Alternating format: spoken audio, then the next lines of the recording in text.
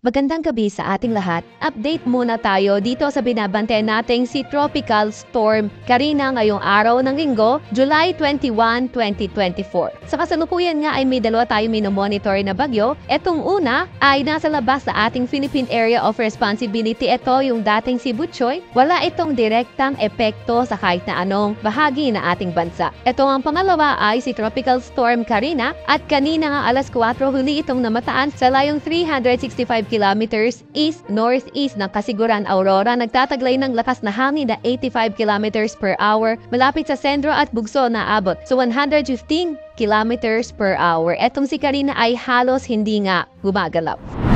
Para naman sa magiging track netong si Karina, inaasahan natin after 24 hours, nasa may 345 kilometers ito silangan ng Apari, Cagayan. And then after 48 hours, July 23, nasa 285 kilometers ito east ng Basco, Batanes. And then by July 24, nasa may 390 kilometers ito north-northeast ng Itbayat, Batanes. At pagdating nga ng July 25, nasa labas na ito na ating Philippine Area of Responsibility, nasa 625 kilometers north yan ng Itbayat, Batanes.